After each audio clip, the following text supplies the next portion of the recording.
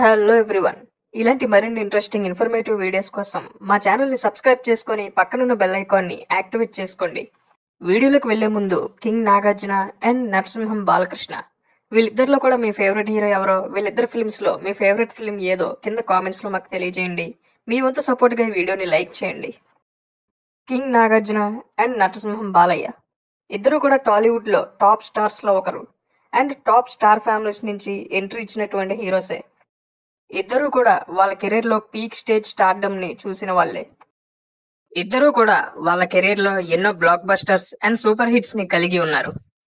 Legendary family backgrounds తో entry ఇచ్చినటువంటి ఇద్దరు హీరోస్ కూడా చాలా తక్కువ టైంలోనే స్టార్డమ్ ని సొంతం చేసుకున్నారు. ఈ రోజు మనం వీళ్ళిద్దరూ బాక్స్ ఆఫీస్ దగ్గర ఎన్నిసార్లు పోటీ పడ్డారో అండ్ వాటిలో ఎవరు ఎక్కువ హిట్స్ సాధించారో, ఎవరు ఎలాంటి హిట్స్ ని సాధించారో ఇప్పుడు మనం తెలుసుకుందాం. నటసింహం బాలకృష్ణ గారు నాగార్జున గారికి నటనలో సీనియర్. ఎందుకంటే నాగార్జున గారు ఎంట్రీ ఇవ్వడానికి ముందే బాలకృష్ణ గారు ఒక స్టార్ హీరో. నాగార్జున గారు 1986 లో టాలీవుడ్ లోకి ఎంట్రీ ఇస్తే బాలకృష్ణ గారు 1984 లోనే ఎంట్రీ ఇవ్వడం కాకుండా స్టార్ హీరో కూడా అప్పుడే అయిపోయారు. అయితే ఇద్దరు కూడా బిగ్గెస్ట్ బ్యాక్గ్రౌండ్స్ నుంచి రావడంతో సాధారణంగానే వీళ్ళిద్దరి మధ్య పోటీ అండ్ కంపారిజన్ అనేది ఏర్పడింది ఆ టైంలో. ఇద్దరు సినిమాలు కూడా ఒకేసారి రిలీజ్ అయినప్పుడు ఆ కాంపిటీషన్ అనేది కేవలం ఫ్యాన్స్ లో మాత్రమే కాకుండా సాధారణ సినీ ప్రేక్షకుల్లో కూడా చాలా ఇంట్రెస్ట్ ని కలిగిస్తూ ఉండేది. ఇక వీళ్ళిద్దరూ ఎన్నిసార్లు ఏ ఏ సినిమాలతో పోటీ పడ్డారో ఇప్పుడు మనం చూద్దాం. ఫస్ట్ టైం వీళ్ళిద్దరు సినిమాలు 1987 లో జనవరి 14న ఒకేసారి రిలీజ్ అయ్యి బాక్స్ ఆఫీస్ దగ్గర పోటీ పడ్డాయి. అవే బాలకృష్ణ గారు హీరోగా నటించినటువంటి భార్గవరాముడు కాగా, నాగార్జున గారు హీరోగా నటించినటువంటి మజ్ను అనే సినిమా. రెండు సినిమాలు కూడా బాక్స్ ఆఫీస్ దగ్గర మంచి హిట్స్ గా నిలిచాయి. వీటిలో మజ్ను సినిమా నాగార్జున గారికి హీరోగా మంచి పేరుని తీసుకొచ్చింది. ఆ తర్వాత మళ్ళీ 1987 లోనే ఏప్రిల్ 9న నాగార్జున గారి కలెక్టర్ గారి అబ్బాయి సినిమా రిలీజ్ అయ్యి సూపర్ హిట్ గా నిలవగా, ఇక వారం రోజుల గ్యాప్ తర్వాత రిలీజ్ అయినటువంటి బాలకృష్ణ గారి సాహస సామ్రాట్ బాక్స్ ఆఫీస్ దగ్గర డీసెంట్ హిట్ గా నిలిచింది.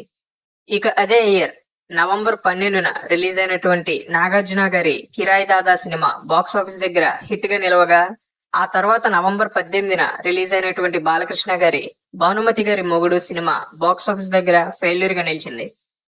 అయితే ఫెయిల్యూర్ గా నిలిచిన కొద్ది వరకు సక్సెస్ఫుల్ కలెక్షన్స్ నే ఈ సినిమా బాక్స్ ఆఫీస్ దగ్గర సాధించి నాగార్జున గారి సినిమాకి టఫ్ కాంపిటీటర్ గా నిలిచింది ఈ ఫిలిం.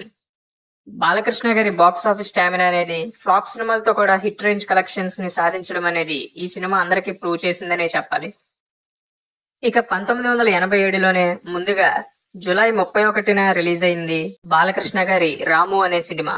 ఈ సినిమా బాక్స్ ఆఫీస్ దగ్గర హిట్ గా నిలవగా, ఇక కొద్ది రోజుల గ్యాప్ తర్వాత ఆగస్ట్ 12న ఆడియన్స్ ముందుకు వచ్చినటువంటి నాగార్జున అండ్ అక్కినేని నాగేశ్వరరావు గారు కలిసి నటించినటువంటి film Agniputrudu cinema box office దగ్గర అంతగా సక్సెస్ ని సాధించలేదు. ఇలా ఈ విధంగా 1987లోనే వీళ్ళిద్దరూ కూడా 4 సార్లు బాక్స్ ఆఫీస్ దగ్గర పోటీ పడ్డారు.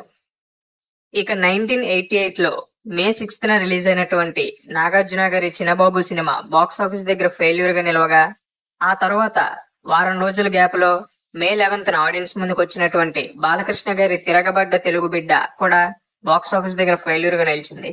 అయితే నాగార్జున గారి సినిమాతో పోల్చుకుంటే కొద్ది వరకు మంచి కలెక్షన్స్ ని సాధించింది ఈ సినిమా. బట్ ఓవరాల్ గా రెండు సినిమాలు కూడా బాక్స్ ఆఫీస్ దగ్గర ఫెయిల్యూర్స్ గా నిలవాల్సి వచ్చింది. ఇక 1989లో జనవరి 7న రిలీజ్ అయినటువంటి బాలకృష్ణ గారి భలే దొంగ సినిమా బాక్స్ ఆఫీస్ దగ్గర సూపర్ డూపర్ హిట్ గా నిలవగా, ఆ తర్వాత జనవరి 19న రిలీజ్ అయినటువంటి నాగార్జున గారి విజయ్ సినిమా బాక్స్ ఆఫీస్ దగ్గర ఫెయిల్యూర్ గా నిలిచింది. ఇక తర్వాత ఆ ఇయర్ లోనే అక్టోబర్ 5న రిలీజ్ అయినటువంటి నాగార్జున గారి శివ సినిమా బాక్స్ ఆఫీస్ దగ్గర ఆల్ టైమ్ బిగ్గెస్ట్ హిట్ గా నిలవగా, ఆ ఇయర్ లో ఆ మంత్ లోనే అక్టోబర్ 13న రిలీజ్ అయినటువంటి బాలకృష్ణ గారి బాలగోపాలుడు సినిమా బాక్స్ ఆఫీస్ దగ్గర డీసెంట్ హిట్ గా నిలిచింది. అయితే ఓపెనింగ్స్ లో శివ మూవీ కలెక్షన్స్ ని ఈ సినిమా బీట్ చేసినప్పటికీ ఓవరాల్ గా శివ కలెక్షన్స్ ని ఈ సినిమా బీట్ చేయడంలో కొంతవరకు తడబడింది. లేదంటే ఈ సినిమా కూడా ఆల్ టైమ్ హిట్ గా నిలిచుండేది టాలీవుడ్ లో. ఇక 1994 ఏప్రిల్ 14న రిలీజ్ అయినటువంటి బాలకృష్ణ గారి వైవిధ్యమైన సినిమా భైరవ ద్వీపం బాక్స్ ఆఫీస్ దగ్గర ఇండస్ట్రీ హిట్ రేంజ్ లో సక్సెస్ కాగా, ఇక ఆ సంవత్సరమే ఏప్రిల్ 20న ఆడియన్స్ ముందుకు వచ్చినటువంటి నాగార్జున గారి hello brother cinema box office దగ్గర బ్లాక్ బస్టర్ సక్సెస్ ని అందుకుంది. అయితే భైరవ ద్వీపం ఇండస్ట్రీ హిట్ రేంజ్ లో సక్సెస్ అవడంతో ఇది భైరవ ద్వీపం తర్వాతి పొజిషన్ లో నిలవాల్సి వచ్చింది హలో బ్రదర్. ఈ విధంగా 1994లో ఇద్దరూ కూడా బ్లాక్ బస్టర్ సక్సెసెస్ ని బాక్స్ ఆఫీస్ దగ్గర అందుకోవడం అనేది జరిగింది వాళ్ళ సినిమాలతో. ఈ రెండు సినిమాల్లో మీ ఫేవరెట్ ఫిల్మ్ ఏదో కింద కామెంట్ చేయండి. ఇక 1997లో అక్టోబర్ 23న రిలీజ్ అయినటువంటి బాలకృష్ణ గారి దేవుడు సినిమా బాక్స్ ఆఫీస్ దగ్గర యావరేజ్ సక్సెస్ ని సాధించగా, ఆ తర్వాత అక్టోబర్ 30న రిలీజ్ అయినటువంటి నాగార్జున గారి మోస్ట్ హైప్డ్ ఫిలిం రక్షకుడు సినిమా బాక్స్ ఆఫీస్ దగ్గర డిజాస్టర్ గా నిలిచింది. ఇలా ఈ పోటీలో ఇద్దరు కూడా ఫెయిల్యూర్స్ ని అందుకున్నప్పటికీ బాలకృష్ణ గారి దేవుడు సినిమాయే కొంచెం మంచి సక్సెస్ ని సాధించింది, యావరేజ్ గా నిలిచింది. ఇక రక్షకుడు డిజాస్టర్ గా నిలిచి అందరినీ డిసప్పాయింట్ చేసింది. ఇక 1998లో ఏప్రిల్ 17న రిలీజ్ అయినటువంటి బాలకృష్ణ గారి Yuvaratna Rana cinema box office దగ్గర బిలో యావరేజ్ గా నిలవగా, అదే ఏప్రిల్లో 24న ఆడియన్స్ ముందుకు వచ్చినటువంటి నాగార్జున గారి auto driver cinema box office దగ్గర ఫెయిల్యూర్ గా నిలిచింది. ఈ విధంగా ఈ పోటీలో ఇద్దరు సినిమాలు కూడా బాక్స్ ఆఫీస్ దగ్గర ఫ్లాప్ అయ్యాయి. ఇక మళ్ళీ 2004లో వీళ్ళిద్దరూ పోటీ పడటం అనేది జరిగింది. డిసెంబర్ 15న రిలీజ్ అయినటువంటి బాలకృష్ణ గారి విజయేంద్ర వర్మ బాక్స్ ఆఫీస్ దగ్గర డీసెంట్ సక్సెస్ ని మాత్రమే సాధించింది. అయితే నాగార్జున గారి మాస్ సినిమా డిసెంబర్ 23న రిలీజ్ అయింది అండ్ బాక్స్ ఆఫీస్ దగ్గర సూపర్ హిట్ గా నిలిచింది. ఈ పోటీలో నాగార్జున గారు పెద్ద సక్సెస్ ని సాధించారనే చెప్పాలి. అయితే రెండు సినిమాలు కూడా మంచి ఎక్స్పెక్టేషన్స్ తోనే బాక్స్ ఆఫీస్ బరిలోకి దిగాయి.